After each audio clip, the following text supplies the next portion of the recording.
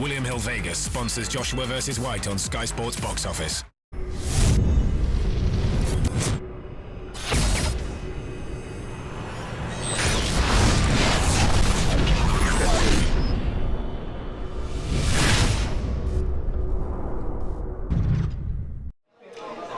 This is James Elder for iFall TV in association with MATEUSZ MASTERNAK. With me, I've got head of Caldwell Boxing, Mr. Dave Caldwell, and trainer to Tony Bellew. How are you, sir? I'm very good, mate. How are you? I'm very well.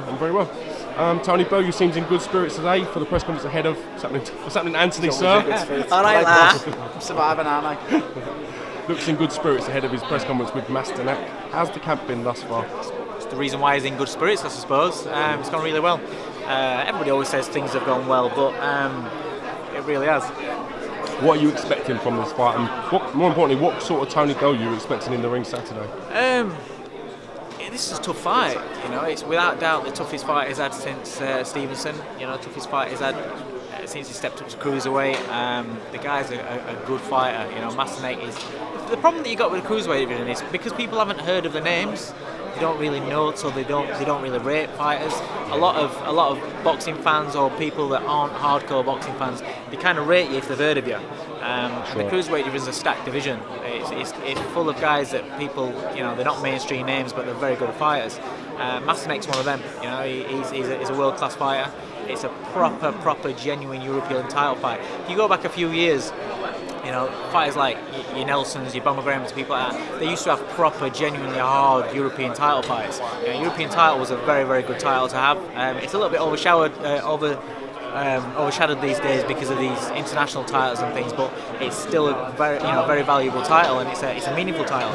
And this is like an old school European title fight where, you know, we've got a very, very tough fight on our hands, but it's a fight that I'm expecting Tony to win and to win well. Do you think he's got the power to stop Masternak? Yeah, I do. Yeah, but it's not going to be easy. It's not. If he lands clean on button, then I think he can take out any cruiserweight. But Masternak's a little bit cute. He knows how to make you just fall short. You know, he knows how to frustrate fighters, and he's got a very, very dangerous right hand himself. Tony's got to do things the right way. He's got to earn his power shots. He can't just go in there looking to throw a bomb from too far out and trying to look for shots that aren't there. So, you know, he's got to earn the shots. He's got to box his way in. He's got to pick his shots. He's got to know when to let go of the power. And if he finds him, then I expect him to stop him. Let's talk a little bit about the main event. Anthony Joshua, MBE, taking on Dillian White in what is a mouth-watering heavyweight feud, if you like. How have you sort of enjoyed the build-up to the fight thus far? It's been great. But listen, it's been great for the last couple of years where they've been talking about this fight. You know, Dillian's always been on the scene, coming through. You know, there's always been that air of rivalry, even though it's maybe not been mainstream as much as what it has, obviously, since the fight's been made. Donnelly over there. Interview Malamon. So, you know, Three members of they're staff taking now, over, aren't You've got more people here than Scott. Double maximum Hold boom. on, isn't it about time you went pay-per-view? Did someone say PPV? We can talk about this. We can talk about this. Oh, all right. I'm sorry, Dave. You just said Hang on, I'm sure he said that once. No, hold on. They will listen. They will not go Eddie pay-per-view. said it after Hold Harrison. on. They will not go pay-per-view. They'll just have 9 million sponsors they have to mention at the start of everything. It's the same thing. Commercial horse. Go on. Anyway, get back to your own interview. Can't comment on that, sorry. I'm really sorry about that, viewers. I don't know what I was talking about. What was we saying, mate? Oh, sorry. Anthony Joshua, Dillian White, Dillian. and the build-up thus far, and the last couple of years of sort of animosity. Yeah. It's you want to have rivalries in boxing. You know, you can have a good fight, you can have a top prospect and everything, but you want somebody else on the back of them. You want somebody else that's shouting, calling the name, and there's a genuine grudge there. And these two, you don't get much more genuine than this. You know, this is away from boxing. They don't get on. So it's definitely gonna kick off, and it won't surprise me if there's a few fireworks at the weigh-in.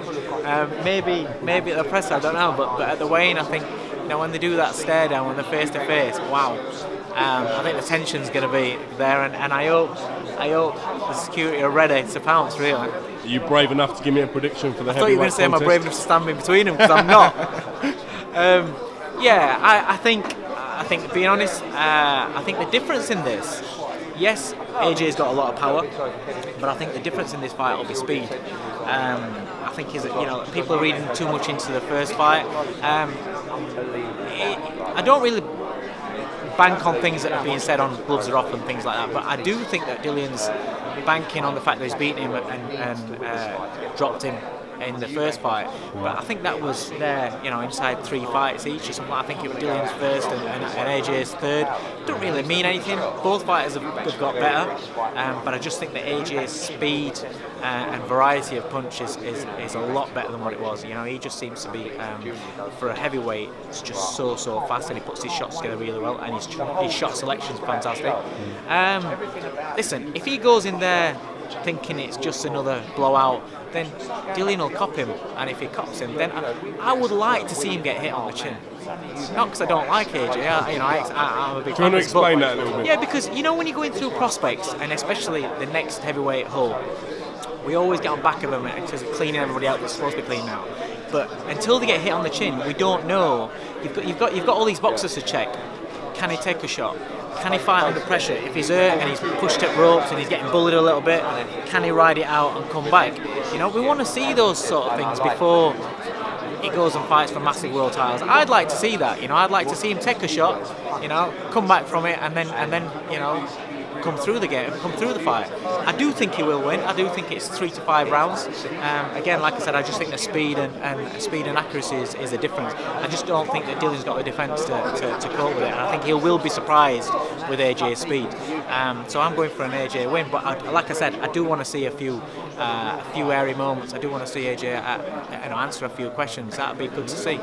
Listen, Mr. Caldwell, I can't thank you enough for your time. I do appreciate it. We look forward to Tony Bellew's press conference next. If anything dramatic happens, we'll pick it up from there. But I'm hoping it's it'll be cool all as a cucumber. He's not one for losing his temper or saying stuff randomly or sporadically, is he? No, not randomly. There's got to be a little bit of needle there. There's no needle in this one. For starters, if he starts spewing off and kicking off and everything, I don't think Masternak's really going to understand what he's saying anyway. So it's just wasted. On that note, I'll catch you after the presser. Cheers, mate. Thank you, sir. Bye.